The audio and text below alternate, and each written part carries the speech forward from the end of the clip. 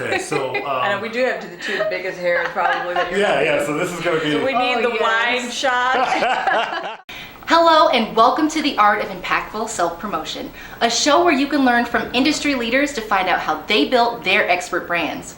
I'm your host, Crystal Covington, and I'm here with Aimee Cohen, a career coach, keynote speaker, and author of the book Woman Up, a powerful success book for women. Aimee has been featured on television news, in online and offline publications, and has spoken on numerous stages. Aimee, what an honor to have someone of your caliber here in my living room. Thank you for having me. Oh my gosh. So first off, just start off by telling us a little bit more about you. I know I told your whole resume, but what does it all mean? Tell us what it means to you and a little bit about your business life. Absolutely. So I would say I wasn't necessarily born a career coach, but I was born to be a career coach. And I've been in the career industry for more than 20 years. And so essentially what I do is I help women in particular get from point A to point B successfully in their careers. Wow. And, I would say it's for the women who want to get ahead and stay ahead in their professional lives. Great. Mm-hmm. Okay, so what inspired you to choose the niche that you're in? That's a very particular niche choice that you made. It is, and actually the industry, I've been in it so long, the industry barely existed when I started. And I literally became a career coach because I couldn't find a job. And which is a long story, but the fact was I did not know how to successfully navigate the job search process. I always thought there was a secret code, there was a handshake, there was a password that everybody else in the world knew except for me. And it wasn't until I started working with a recruiter to help me find a job that when I was still not successful, but he had an empty desk in his office. And one day, after failure, after failure, after failure, I walked into his office and I saw the empty desk and I asked him for a chance. For him just to take a chance on me. So then I dedicated the rest of my professional life to learning every tip, trick, strategy, nuance, so no one ever had to go through what I went through trying to find a job. Mm-hmm. So I can relate to the recruiter story. I actually was a recruiter for all of 2 months before I got fired, but I sat in that seat as well. And then I actually ended up finding that recruiters were the best way for me to get a job. Yeah. There's only been 2 times in my life that I've had a job that I've gotten from a resume and not from a recruiter. Well, then you would be the statistical evidence because it is true. And just quickly, the number one way to find a job, it has always been true, it will always be true, is networking. Yeah. Has a 75 to 80% success rate, 90% if you are an executive, nothing else comes close. And this is where people make the biggest mistake because what do we have now that we didn't have 20 years ago? We have the internet. Right? So people think, I know, I'm going to find the job of my dreams by spending 12 to 14 hours on my computer. The reality is that a internet job search yields a 4 to 6% success rate, and I am being generous. So use your time wisely. Yes. And get out and network, meet recruiters, develop those relationships. You'd be far more successful. Wow, that is a powerful piece of advice. Okay, well, back to you and how you built your reputation as an expert. Tell me about some of the initial things that you did to start becoming the expert that you are now. So, I wish that I had sort of a master plan, but I had a vision. I knew what I wanted it to look like, and I knew the impact that I wanted to make on people's lives.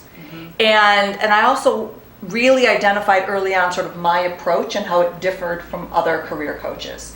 And that I had and still do, a very proactive, action-oriented approach. So for me, it is all about make the plan, or identify the goal, make the plan, work the plan, achieve the goal. And I have a nearly 100% success rate with my clients. Wow. So I knew that was the vision that I wanted. So I worked really hard putting together all my processes, my procedures, my exercises, identifying my ideal client, and really sort of putting it all together so everybody was successful. Wow, so amazing. I love how you talked about finding your ideal client. So many people struggle with that piece and knowing who are you even trying to serve, because you just can't serve everybody. You can't, and not all clients are good for business. And believe me, I learned that the hard way. That's what I'm saying. I wish that I had all this information when I first started out, because you don't know. But when I'm also coaching other coaches and people in a similar position, one of the first things you need to do is you really need to figure out who your ideal client is. You're going to be happier, more successful, and so is your client. And then what you end up doing is really then in creating raving fans about that. you and your business, and it is just the most wonderful win-win situation. Love it. What were some of the pitfalls that you encountered while you were trying to build this brand for yourself? Some of them? Okay, well, probably the biggest one, and what's so funny is because now I wrote about it in my book, I coach women about it all the time, it was negotiating my fees. And not only my coaching fees, but my speaking fees, and it was really not only believing that I was worth more, but then asking for it, negotiating for it. And the second biggest pitfall too is being willing to say no. And walking away. And knowing when an opportunity or a client isn't right for you, isn't going to further you and get you closer to the goals that you've set for yourself. Right. Because also too, I'm a woman just like all the women, all my clients, is we want to please everybody. You know, we love being asked, can you do this? Can you take on this project? Can you speak here for free? Can you do this? And our instincts are to say yes. As soon as I started saying no, more often, that's when my business really started to skyrocket. Wow, just learning to say no Yes. was that powerful. Yes. Oh my goodness. And I love how you mentioned the fact that you had to learn to feel comfortable with that price and being able to demand that. I have a organization that I lead, and we've had an event where we've done this a couple of times where we have people practice just saying what they feel they're worth out loud.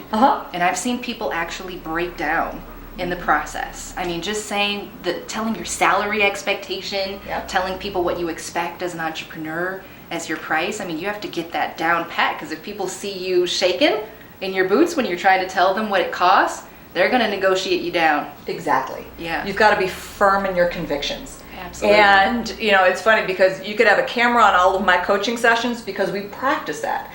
There is such power in saying it out loud.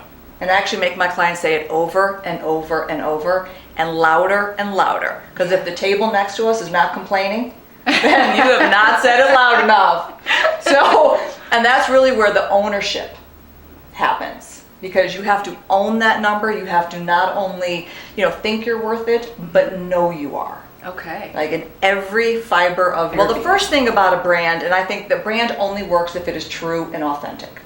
Because, you know, just like all women, like we can spot a fake handbag and we can spot a fake brand out there. And so really understanding what that is. And the consistency part is walking the walk.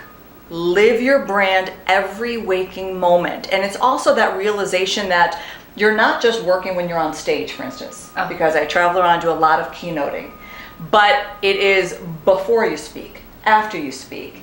It is all day long. It's meeting people in the grocery store. You never know who you're going to bump into. Oh, yes. And there is a actual sort of mind, sort of paradigm shift that you are always on to a certain degree. And that's why knowing your brand, being comfortable with your brand, because you have to live it 24/7. And the only way you're going to do that successfully is if it is true and authentic. Awesome. Wow, that's amazing advice.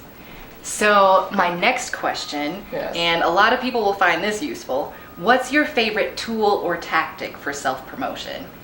So how do you get yourself out there? What's the best way? So what I have found, and it differs for different people and different professions and sort of what you're trying to promote and who you're trying to promote it to. But for me, it's all about speaking. And so the more that I can be in front of people, on stage, small groups, large audiences, the better. Because that is really when people they get a sample of you. Yes. They get to hear you, they get to see you, they get to interact with you. That builds trust, that builds rapport, that builds your reputation. And so then I don't have to be walking around town tuning my own horn all day long, because that's exhausting and can get rather annoying.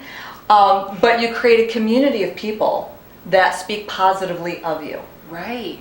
that really, where your message resonates with those people. Yeah. And that's when you go from here to here. And speaking for me has been the greatest way to do that. Some people also do it online. Some people do it through content development and writing. And I actually use all of them, all of those strategies and techniques. But for me, it's speaking. That connection, that personal connection, and being on stage.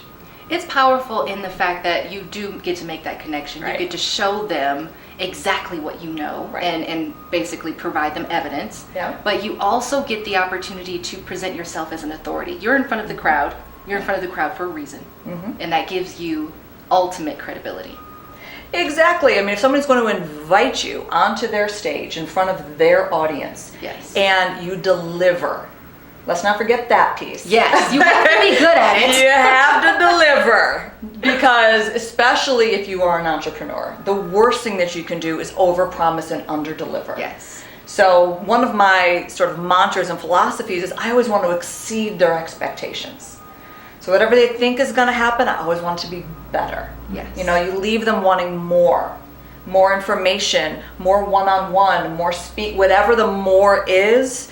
And that's where you create that positive momentum about you, your brand, your message, and what you're trying to promote. I love that. All right. So for that one person, there's somebody watching this right now Right. that has no idea where to get started. They're like, I want to be known as an expert. I got stuff I'm good at. I'm awesome, but nobody knows about me yet. Right. What's the one tip that you would give them to help them start on the path to learning to stand out and become that credible expert they want to be?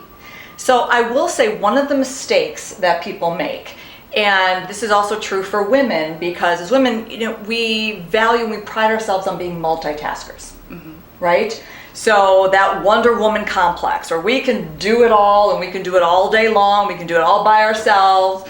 Nobody that we know here is like that, but for a lot of women, that's a problem. And what happens is when you spread yourself too thin, it actually dilutes and minimizes your expertise. Wow. So when I am working with clients trying to develop this, the first thing is pick one thing. Okay. One thing that you love, that you are passionate about, that you are really good at, and that you can do for a really long time. Because you have to have that staying power. This is a marathon, not a sprint. And so the idea that I'm the expert of this today, and by Friday I'm going to be the expert of that, and by next week I'm going to be the expert of that, doesn't work. No. Pick your one thing and be really, really good at that.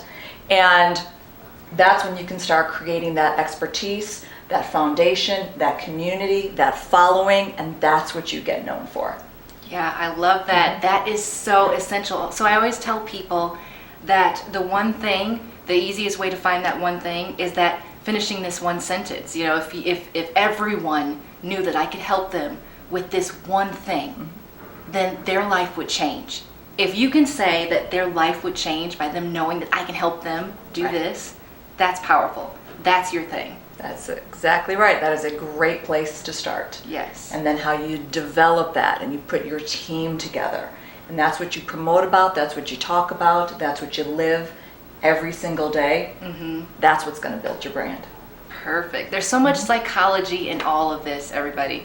I mean, just knowing that if you have more than one thing, that it can dilute your brand. I mean, that's some psychology right there. So Aimee's spitting some psychology. She's telling you things really work. And I love that. Is there anything else you'd like to share? How can people get in touch with you, Aimee?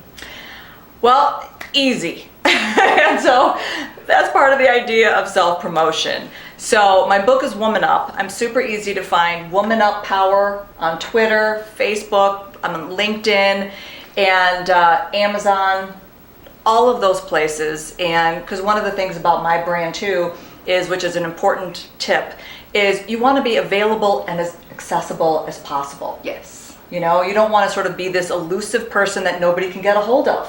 Make yourself easy to find. So when people reach out to you, you reach out back. You are very much Yes. easy to find. All right. So Google, search www.womanuppower.com, Yes. and keep up with Aimee. Follow her and keep up with everything that she's doing, because she's doing some awesome things in the world. Thank you. Thanks for watching. I can't wait to see you back next time. Always remember that you deserve to be seen, heard, and known.